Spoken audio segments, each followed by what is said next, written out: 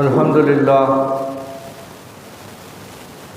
আজ 9 রমাদান 27 ফেব্রুয়ারি 14 ফাল্গুন পবিত্র জুমাবার। আমরা আল্লাহ সুবহানাহু ওয়া তাআলার দরবারে লাখো কোটি শুকর আদায় করি। আল্লাহ তাআলা পবিত্র রমজানুল মুবারকের এই পবিত্র সময়ে জুমার সালাত আদায়ের উদ্দেশ্যে যথারীতি আমাদেরকে তার পবিত্র স্থান মসজিদেই সবার আগে আমাদেরকে হাজির হবার সুযোগ দিয়েছেন। আমরা সবাই পড়ি আলহামদুলিল্লাহ। আল্লাহ তাআলা যে 12টি মাস আমাদের জীবনে দিয়েছেন, তার মধ্যে একটি মাসের কথা তিনি পবিত্র কোরআনে সরাসরি উল্লেখ করেছেন। যে মাসের নামটা আল্লাহ তাআলা কোরআনেই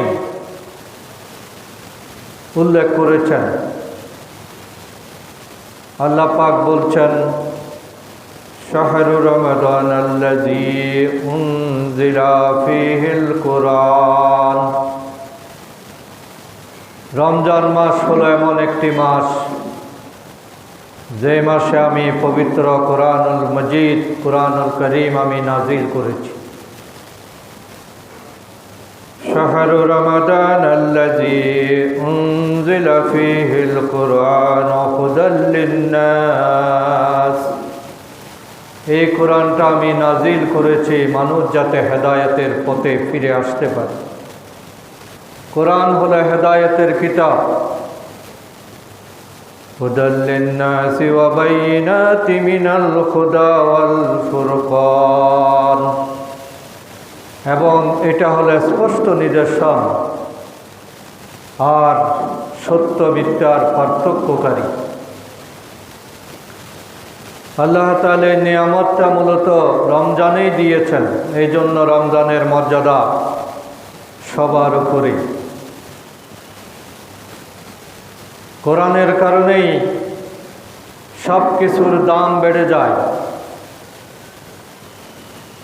যেই ফেরেশতা কোরআন বহন করে এনেছেন তাকে ফেরেশতাদের সর্দার বলা হয়।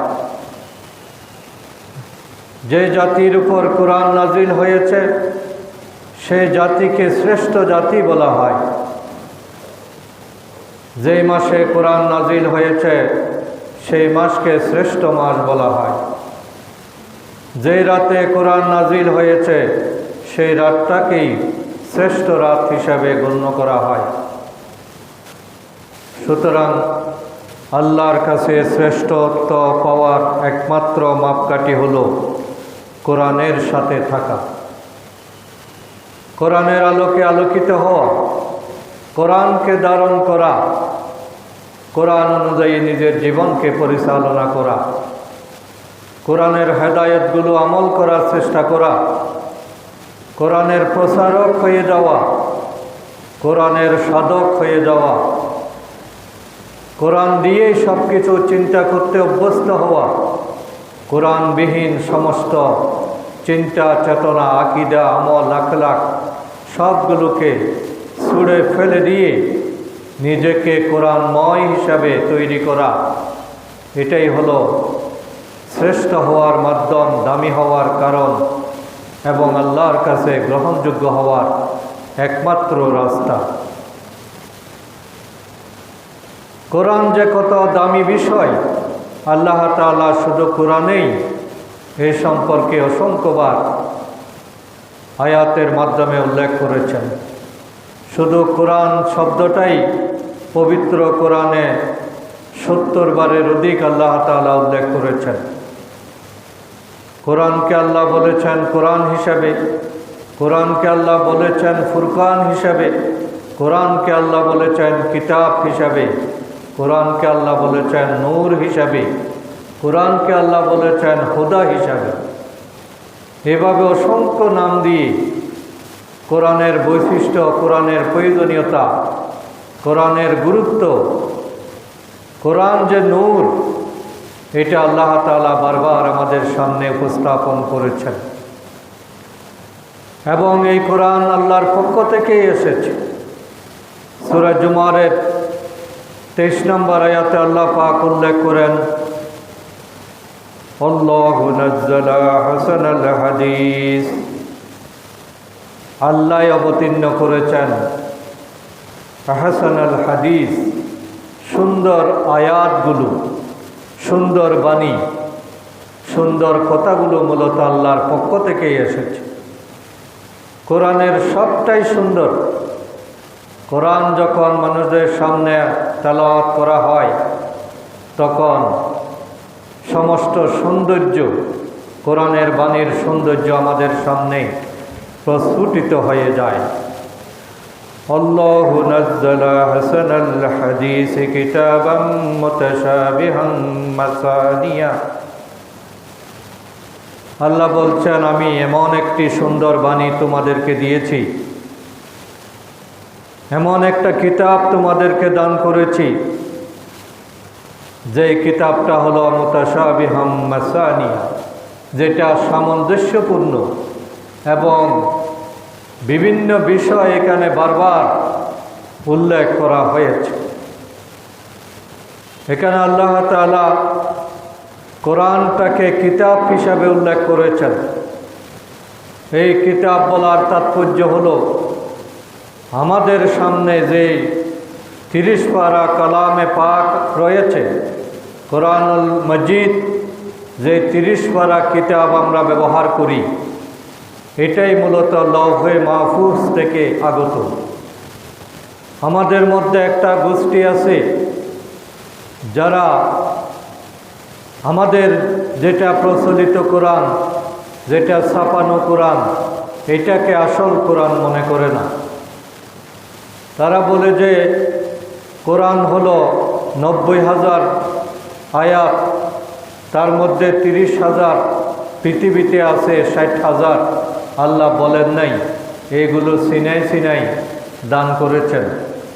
ফলে কোরআনের বাইরে অনেক বিষয় থেকে গেছে যেগুলো কোরআনে পাওয়া যায় না। আল্লাহ তাআলা এই কথাটাকে নাকচ করে দিয়েছেন, তাদের এই চিন্তাভাবনাকে, যে আমি যে কিতাবটা নাজিল করেছি এটাই পূর্ণাঙ্গ, এটাই একমাত্র, এর বাইরে অন্য কোনো হেদায়েত নাই। আল্লাহর হুকুম আহকাম, আল্লাহর কাছে যেতে হলে অদৃশ্য যেগুলো আমি বলি নাই, সিনাই সিনাই দেওয়ার মতো কোনো বিষয় আমি রাখি নাই। যা কিছু দেওয়ার, যা কিছু অনুসরণ করার, যা কিছু পাওয়ার, যা কিছু তোমাদের দরকারে সব কিছু আমি এই কিতাবের মাধ্যমে দিয়েছি। এই জন্য আল্লাহ তাআলা এখানে নূর শব্দ উল্লেখ না করে এখানে কিতাব শব্দটা উল্লেখ করেছেন এবং বলেছেন যে এই কিতাব হলো অত্যন্ত ব্যালেন্সড একটি কিতাব।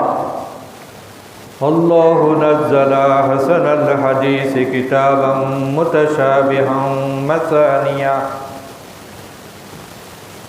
আমি অবতীর্ণ করেছি সুন্দর বাণী সম্বলিত এই কিতাব, যার আয়াতগুলো হলো সামঞ্জস্যপূর্ণ এবং যাতে একই বিষয় বারবার আবৃত্তি করা হয়েছে। দরকারি বিষয়গুলো আল্লাহ তাআলা মানুষের সামনে অনেকবার উল্লেখ করেছেন, যাতে মানুষ এগুলো ভুলে না যায়, আমল করতে সহজ হয়। এই জন্য আল্লাহর কিতাবের একটা বিশেষ বৈশিষ্ট্য হলো একই কথা বারবার উল্লেখ করা। নামাজের কথা, জাকাতের কথা,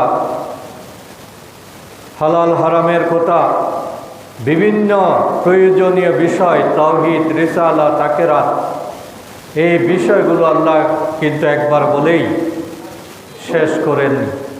তিনি এটা বারবার উল্লেখ করেছেন যাতে আমরা সেগুলো অনুসরণ করতে পারি, আমরা মেনে চলতে পারি।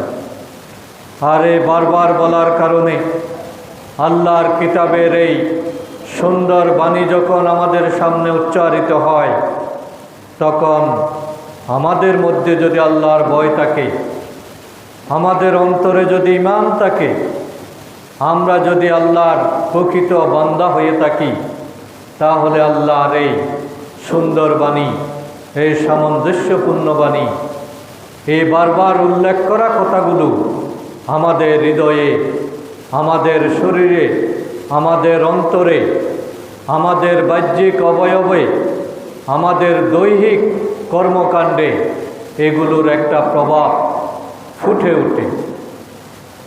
কোরআন তেলাওয়াত হয়, অথচ মুমিনের হৃদয়ে কোনো পরিবর্তন আসে না। এটা হতে পারে না। হৃদয়টা যদি মুমিনের হয়, কোরআনের আওয়াজ সেখানে অবশ্যই প্রভাব বিস্তার করবে। কোরআন শোনার পরে সে স্থির থাকতে পারবে না, তার মন নরম হয়ে যাবে, তার হৃদয় নেচে উঠবে, তার লোমগুলো খাড়া হয়ে যাবে, তার শরীরের মধ্যে পরিবর্তন আসবে, কম্পন সৃষ্টি হবে। এটাই হলো কোরআনের বৈশিষ্ট্য। আল্লাহ তাআলা বলছেন,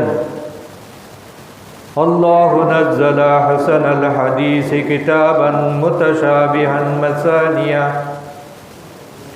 মাসানিয়া তাকশাইরু মিনহু জুলুদুল্লাযিনা ইয়াখশাউনা রাব্বাহুম। যারা আল্লাহকে ভয় করে,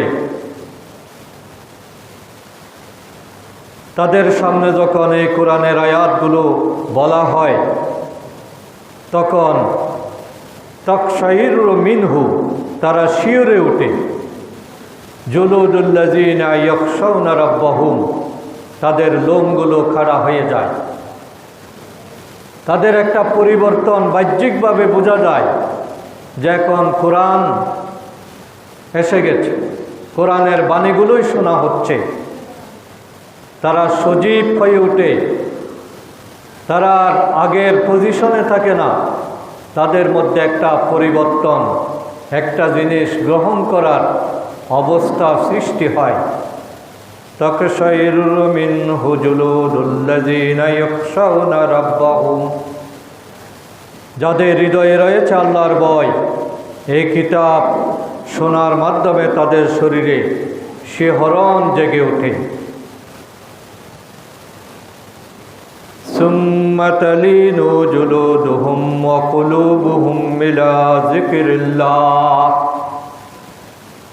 আল্লাহর স্মরণ যখন তাদের হয়, আল্লাহর স্মরণের দিকে যখন কোরআনের আয়াতগুলো তাদেরকে আকৃষ্ট করে, কোরআনের প্রত্যেকটা আয়াত আল্লাহর সার্বভৌমত্বের ঘোষণা, আল্লাহর রুবুবিয়তের ঘোষণা, আল্লাহর উলুহিয়তের ঘোষণা, আল্লাহর মহানত্ব তুলে ধরে, আল্লাহর জিকির, আল্লাহর স্মরণ, আল্লাহর মর্যাদা, আল্লাহর ক্ষমতা, এটা যখন তাদের অন্তরে জাগরিত হয়, তখন তাদের চামড়াগুলো, তাদের হৃদয়টা নরম হয়ে যায়, তাদের চামড়াগুলো নরম হয়ে যায়, তাদের অন্তরগুলো বিগলিত হয়।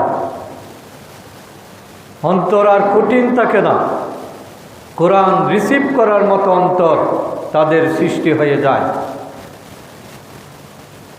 জাহেলিয়াতের যা চিন্তাভাবনা ছিল, হিংসা, বিদ্বেষ, লোভ, ক্রোধ, যেগুলো মানুষের অন্তরকে কঠিন করে ফেলে, মানুষের অন্তরকে যেগুলো দূষিত করে ফেলে, কলব যেখানে দূষিত হয়ে যায়, সেই কলব পরিষ্কার করার একমাত্র কার্যকরী মেডিসিন হলো কোরআনুল করিম।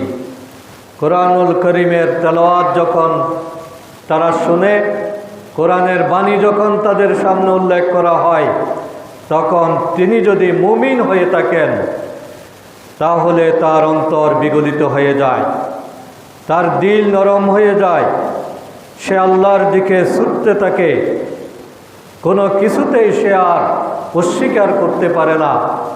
তার হৃদয়, তার শরীরের মধ্যে একটা পরিবর্তন লক্ষ্য করা যায়। এটাই হলো কোরআনের মুজিজা।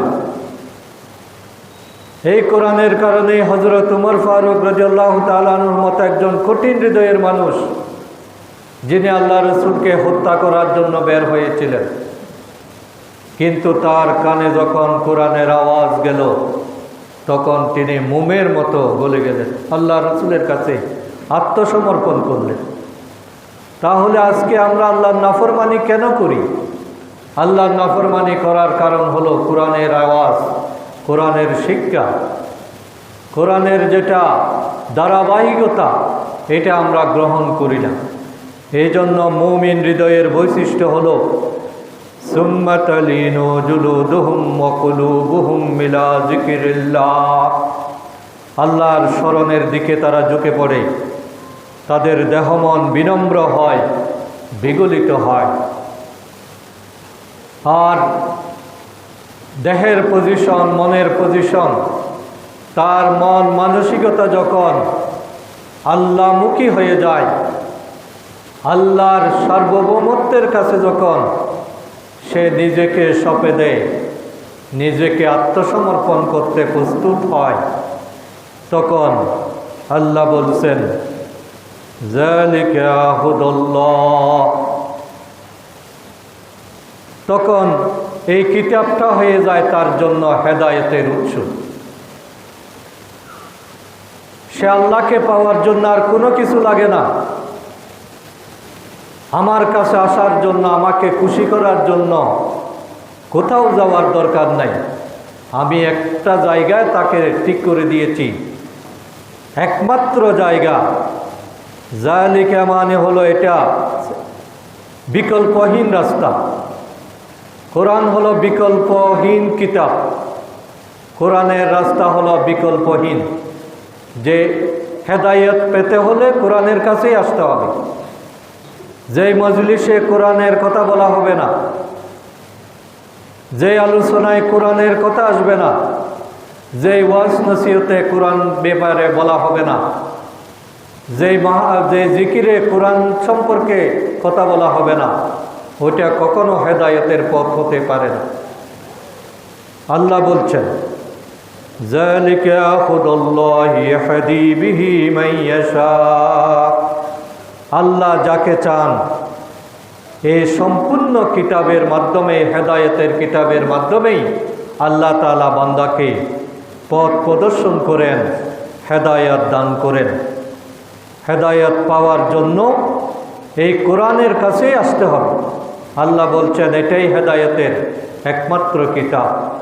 যালিকাল কিতাবু লা রাইবা ফীহি হুদাল লিল মুত্তাকিন, মুত্তাকিদের জন্য একমাত্র হেদায়েতের কিতাব, যেখানে কোনো ধরনের ভুল নাই, কোনো ধরনের অপূর্ণাঙ্গতা নাই।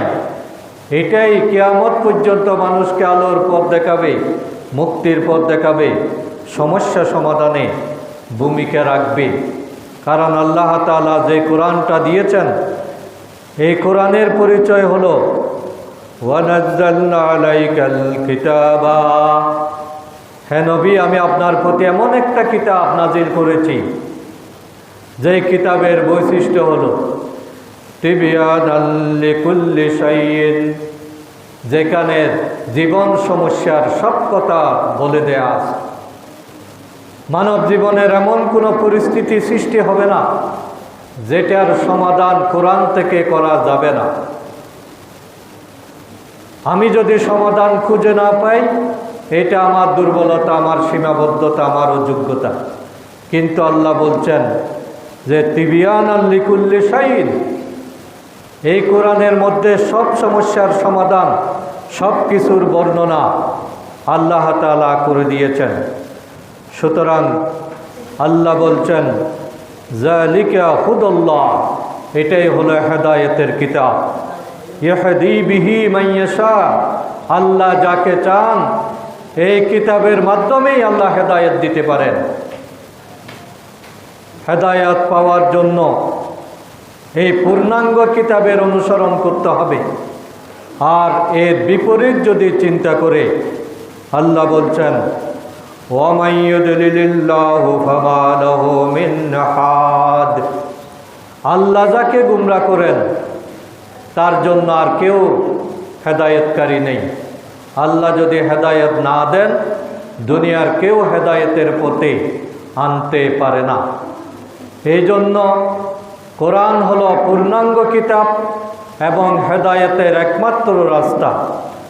কোরআনের পরিচয় হলো ওয়াহুদাও ওয়া রাহমাতান ওয়া বুশরা। এটা হলো হেদায়েতের উৎস, এটা হলো রহমত পাওয়ার মাধ্যম, আর এটা হলো সুসংবাদ অর্জনের মূল চাবিকাঠি। আমরা যদি হেদায়েত পেতে চাই, রহমত পেতে চাই, আল্লাহর খুশখবরি পেতে চাই, আমাদের জীবনকে ধন্য করতে চাই, তাহলে একটাই রাস্তা, সেটা হলো লিল মুসলিমিন, আমাদেরকে মুসলমান হতে হবে। আত্মসমর্পণ করতে হবে কোরআনের কাছে, আত্মসমর্পণ করতে হবে কোরআনের বিধানের কাছে, আত্মসমর্পণ করতে হবে ইসলামের জীবন ব্যবস্থার কাছে, আত্মসমর্পণ করতে হবে আল্লাহ রসুলের আদর্শের কাছে।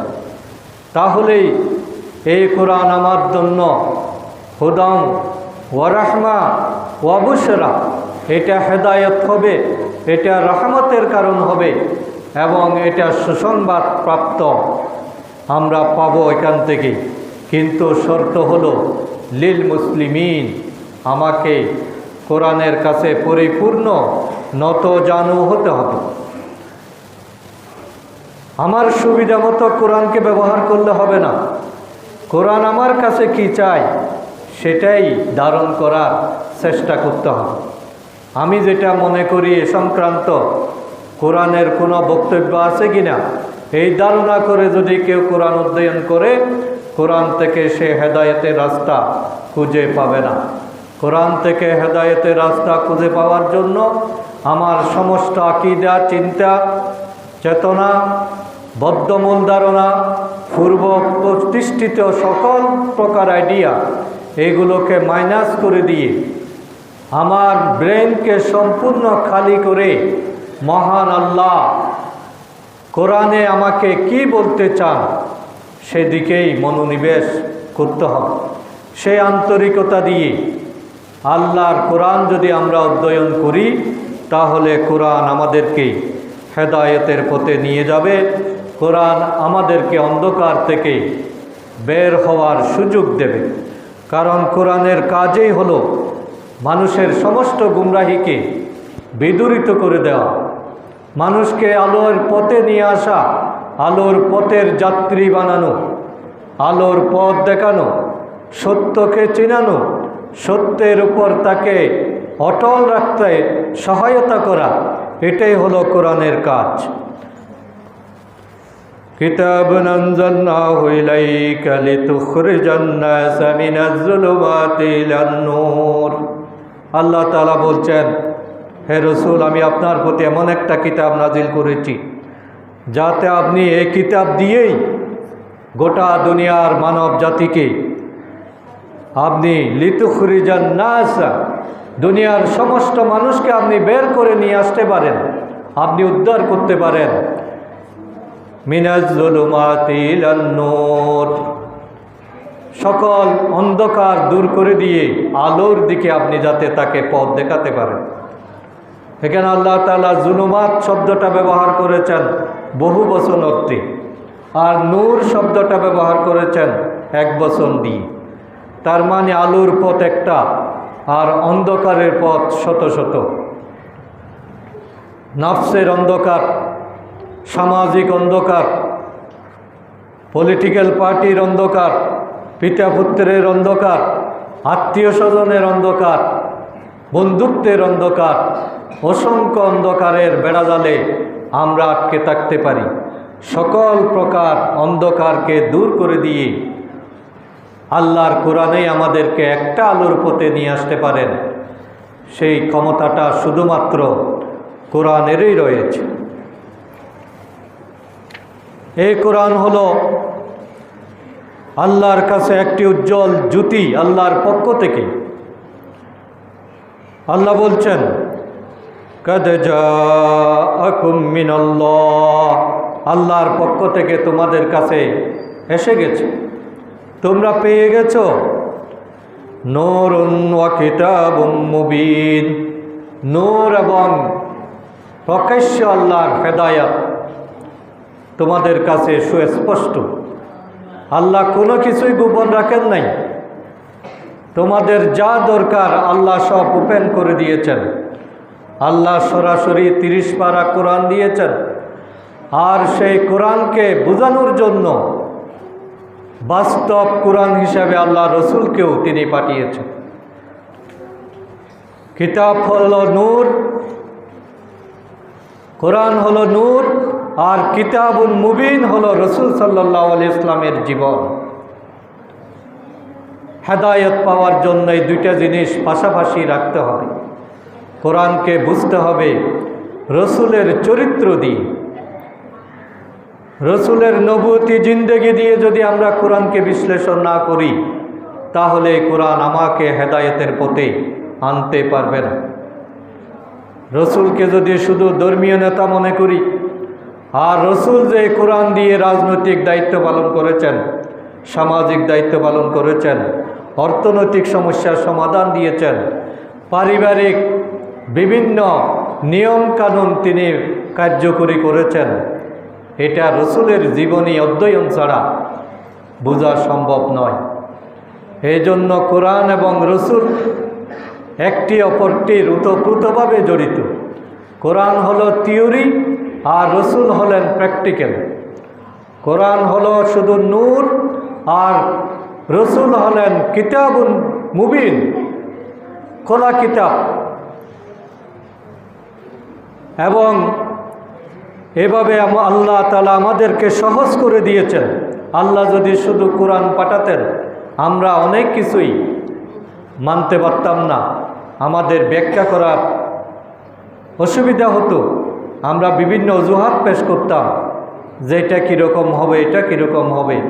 কিন্তু রসুল সাল্লাল্লাহু আলাইহি সাল্লাম তার 63 বছরের স্বর্ণালী জীবন দিয়ে, কোরআনময় জীবন দিয়ে এই কোরআনের পুরো সমস্ত তাফসীর তিনি করে দিয়েছেন। রসুলের জীবনই হলো কোরআনের তাফসীর। প্রত্যেকটা আয়াতের সঠিক প্রয়োগ, শানে নুজুল সব আমার জীবনের সাথে কিভাবে মিলাবো, সেটা রসুলের জীবন থেকেই মিলিয়ে দেখতে হবে যে রসুল কীরকম ছিলেন। এবং আমাদের জীবনে আমরা যদি সবসময় আল্লাহ তাআলার স্মরণের পাশাপাশি রসুলের উপস্থিতিটা সবসময় মনে রাখি, তাহলে আমরা হেদায়েতের পথ পেয়ে যাব। প্রত্যেকটা জায়গায় যে আমি যে কাজটা করতেছি এটা রসুল কিভাবে করতেন, আমি যে চিন্তাটা করছি এই চিন্তার ক্ষেত্রে রসুলের আদর্শ কি, আমি যে কথাটা বলছি রসুল যদি আমার সাথে থাকতেন, আমার এই কথাটা রসুলের কাছে সুন্দর লাগতো কিনা, আমি যেভাবে ঘুমাচ্ছি আমার পাশে যদি রসুল উপস্থিত থাকতেন, আমার এই ঘুম দেখে রসুল খুশি হতেন কিনা, আমি যেভাবে ব্যবসা করছি আমার এই ব্যবসার লেনদেন দেখে রসুল আমাকে কোনো প্রশংসা করতেন কিনা, রসুলের সন্তুষ্টি কি আমি পেতাম। এভাবে জীবনের প্রতিটি কাজে, প্রতিটি পদক্ষেপে, প্রতিটি চিন্তাভাবনায় রসুলের আদর্শকে স্মরণ রাখা, রসুল খুশি হয় এভাবে নিজেকে সাজানো, এভাবে নিজেকে তৈরি করা, নিজেকে পরিচালিত করা, যে রসুল সামনে থাকলে আমি যেভাবে চলতাম, রসুলকে খুশি করার জন্য আমি যেভাবে কথা বলতাম, আমি যেভাবে হাঁটতাম, আমি যেরকম পোশাক পরিচ্ছদ পরতাম, আমার চুলের ডিজাইন যেরকম হতো, আমি আমার ফ্যামিলির সাথে যেভাবে আচরণ করতাম, আমার সামাজিক দায়িত্ব আমি যেভাবে পালন করতাম, বিচার ফয়সালার ক্ষেত্রে আমি যেভাবে সিদ্ধান্ত দিতাম, মন্ত্রী হিসাবে আমি যেভাবে দায়িত্ব পালন করতাম, সামাজিক নেতা হিসাবে যেভাবে আমি কাজ করতাম, রসুল যদি থাকতেন যেভাবে আমি করতাম সেভাবে যদি আমি বর্তমানেও করি, তাহলে এটাই হলো রসুলের অনুসরণ, এটাই হলো রসুলের মানা। কারণ রসুল আমাদের থেকে অ্যাবসেন্ট না। আল্লাহ যেভাবে সব জায়গায় আমাদের প্রতিটি জায়গা মনিটরিং করছেন, আমাদের প্রতিটি কর্মকাণ্ডের ক্ষেত্রেও রসুলের সুন্নাহ ফলো হচ্ছে কিনা সেটা আল্লাহ তাআলা এই সুন্নাহর মাপকাঠি দিয়ে আমার জীবনটাকে তিনি পুরস্কার অথবা তিরস্কার দেবেন।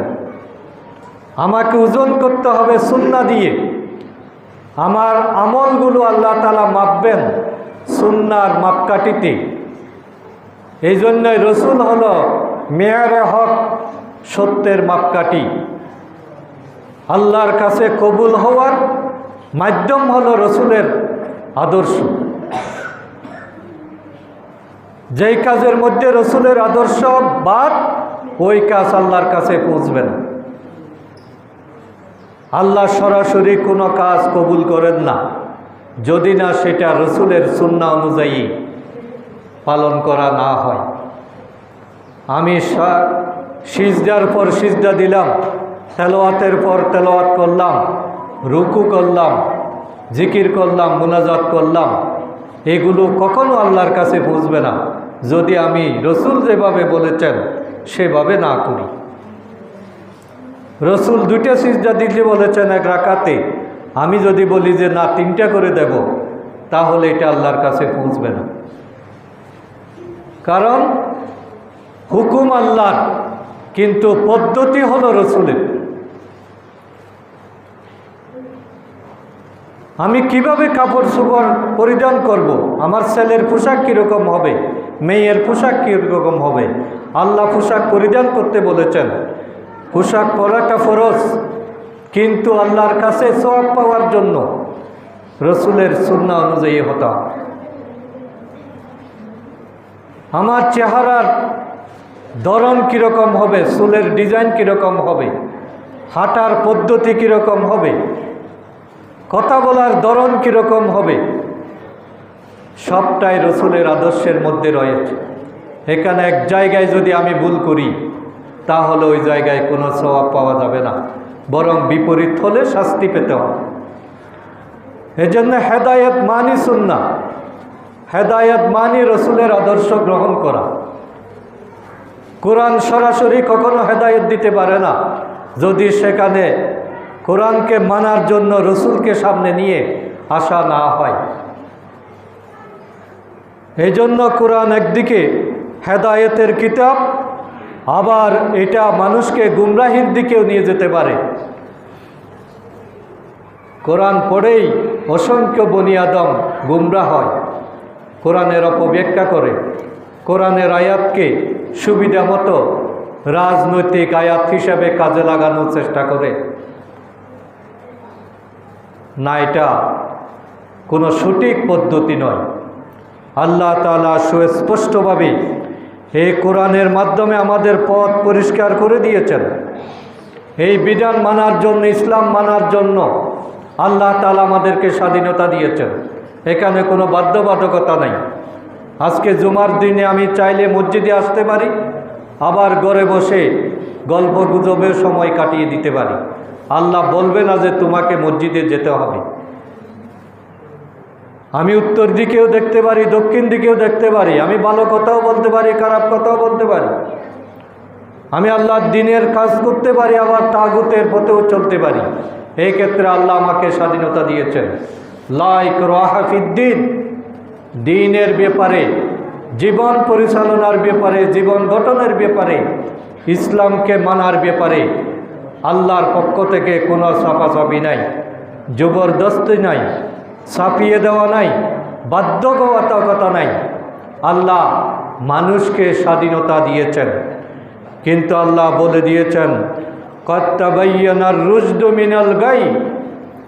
তোমার সামনে আমি 2টা পথ উল্লেখ করে দিয়েছি, একটা হলো সত্য আর একটা হলো মিথ্যা, একটা হক আর একটা না হক, একটা জান্নাতের পথ আর একটা জাহান্নামের রাস্তা, একটা রসুলের আদর্শ আর একটা শয়তানের তরিকা। 2টা পথ, কদ তাবায়্যানার রুশদু মিনাল গাই। তোমাকে হকের পথ দিয়েছি, গুমরাহির পথ আমি দিয়ে দিয়েছি। এখন তোমার করণীয় কি? তোমার করণীয় হলো, তুমি যদি হেদায়েত পেতে চাও, ইমানদার হিসেবে নিজেকে তৈরি করতে চাও, তাহলে তোমাকে আগে একটা কাজ করতে হবে। ফামান ইয়াকফুর বিত-তাগুত, আগে তুমি তাগুত যা আছে সেগুলোকে বিদায় করো, সেগুলো স্বীকার করো। বদ অভ্যাসগুলো আগে ছেড়ে দাও, খারাপ চিন্তাগুলোকে আগে দূরীভূত করো। মানব রচিত সমস্ত পথ মত চিন্তা চেতনা ধারণা সবগুলোকে তুমি জেটিয়ে বিদায় করো। এগুলোর কোনো অস্তিত্ব তোমার হৃদয়ে রাখা যাবে না। তুমি যদি সত্যিকার আল্লাহর পথ পেতে চাও, প্রকৃত ইমানদার হতে চাও, তাহলে প্রথম কাজ হলো ছেড়ে দেওয়া। ছাড়াটাই ইবাদত। ফামান ইয়াকফুর বিত-তাগুত, তাগুত মানে হলো নিজের নফসের চাহিদা, পরিবারের চাহিদা, সামাজিক চাহিদা, রাজনৈতিক চাহিদা, দেশীয় কালচার, রসম রেওয়াজ, জীবন পদ্ধতি, আরাম আয়েশ, ভোগ বিলাস, যেগুলোর কারণে আমরা আল্লাহর হুকুম পালন করতে পারি না। সামাজিক রসমের কারণে আমরা আল্লাহর হুকুম অমান্য করি। এইরকম হলে আল্লাহ তাআলা বলছেন তোমাকে হেদায়েত দেওয়া হবে না, তোমার জীবন গঠন হবে না। তোমাকে কিছু পেতে হলে আগে কিছু ছাড়তে হবে। ফসল রোপণ করতে হলে আগাছা ভালো করে পরিষ্কার করতে হবে, জমিনকে রেডি করতে হবে। জমিন রেডি করার জন্য সমস্ত দুষ্ট চিন্তা, সমস্ত শয়তানি চিন্তা, সমস্ত তাগুতি চিন্তা, সমস্ত ধরনের আল্লাহর নাফরমানি, এইগুলোকে তুমি আগে তালাক দাও। ফামান ইয়াকফুর বিত-তাগুত, তুমি আগে কি করো? তাগুতকে অস্বীকার করো। ওয়ায়ুমিন বিল্লাহ, এরপরে আল্লাহর প্রতি ঈমান আনো। তাহলে ঈমানের আগে বদ অভ্যাস ছাড়তে হবে, বদ চিন্তা ছাড়তে হবে, শয়তানের রাস্তা ত্যাগ করতে হবে। শয়তানের রাস্তা যদি উত্তর দিকে হয়, আল্লাহর রাস্তা হবে দক্ষিণ দিকে। একই সাথে উত্তর দিকে আর দক্ষিণ দিকে যাওয়া যাবে না। আমি দক্ষিণ দিকে যেতে চাইলে উত্তর দিকে যাওয়া বন্ধ করতে হবে। ফামান ইয়াকফুর বিত-তাগুত ওয়া ইউমিন বিল্লাহ, তোমরা তাগুতকে অস্বীকার করে দাও, শয়তানকে আগে নারাজ করো, এরপরে আল্লাহ তোমার প্রতি খুশি হবেন। তোমার ঈমানটা তখনই তাজা হবে। আজকে আমাদের ঈমান তাজা হয় না কেন? কারণ আমরা আল্লাহকেও খুশি করতে চাই, শয়তানকেও নারাজ করতে চাই না। মসজিদে আসলে আল্লাহর কথা বলি, ব্যবসায় গেলে শয়তানের অনুসরণ করি। কোরআন পড়লে আল্লাহর কথা শুনি, আবার মোবাইলে গেলে শয়তানের গান শুনি। এভাবে ঈমানের মজা পাওয়া যাবে না। সত্যের পথ, আলোর পথ, নূর যেটা, সেটা পাওয়া যাবে না। আমরা যদি এভাবে ছেড়ে দিতে পারি, এরপরে যদি ঈমান আনতে পারি, তাহলে আল্লাহ বলেছেন ফাকাদ ইসতামসাকা বিল উরওয়াতিল উসকা, এটাই হবে সঠিক মজবুত হাতল। আসল জায়গা তুমি এসে গেছো। এখন তোমাকে আর কেউ বিচ্ছিন্ন করতে পারবে না। লা ইনফিসামা লাহা, তুমি যে পথে এখন আরোহণ করেছো, যে সিদ্ধান্ত এখন নিয়েছো, যেভাবে তুমি হেদায়েতের রাস্তায় উঠে গিয়েছো, তোমাকে ইচ্ছে করলে আর কেউ বিভ্রান্ত করতে পারবে না। এটা আল্লাহর পক্ষ থেকে দেওয়া মজবুত রশি, বিল উরওয়াতিল উসকা, যেটা অত্যন্ত সুদৃঢ়, যেটা কখনো ছিঁড়ে যাওয়ার মতো নয়, বিচ্ছিন্ন হওয়ার মতো নয়। এই জন্য এইরকম কঠিন, মজবুত, সুদৃঢ়, নিরবিচ্ছিন্ন হেদায়েতের পথ খুঁজে পাওয়ার জন্য আমাদের করণীয় হলো তাগুতকে অস্বীকার করা, এরপরে আল্লাহর প্রতি ঈমান আনা। আর এই কাজটা আমি কিভাবে করতেছি? আল্লাহু সামিউন আলিম, আল্লাহ বলছেন যে তোমার মানসিকতা কি সব আমি শুনি, সব আমি জানি। কি উদ্দেশ্যে তুমি ভালো মানুষের রূপ ধারণ করেছো, কি জন্য তুমি মাথায় টুপি দিয়েছো, কি জন্য মসজিদে এসেছো, কি জন্য দান খয়রাত করছো, কি জন্য যাকাত দিচ্ছ, হজ করছো, রোজা রাখছো, সব আমার নলেজে আছে। দুনিয়ার কাউকে বুঝ দেওয়ার দরকার নাই। আমি যে জানি, আমি যে খবর রাখি, আমি যে শুনি, এটা তুমি ধারণার মধ্যে রাখো। যেভাবে রমজানে তোমাকে শত চেষ্টা করলেও কেউ পানি খাওয়াইতে পারে না, দরজা বন্ধ করেও তুমি কিছু খাও না, পুকুরে ডুব দিয়ে তুমি কোনো কিছু পান করো না, কারণ তুমি জানো আল্লাহু সামিউন আলিম, আমি সব জানি, আমি সব শুনি।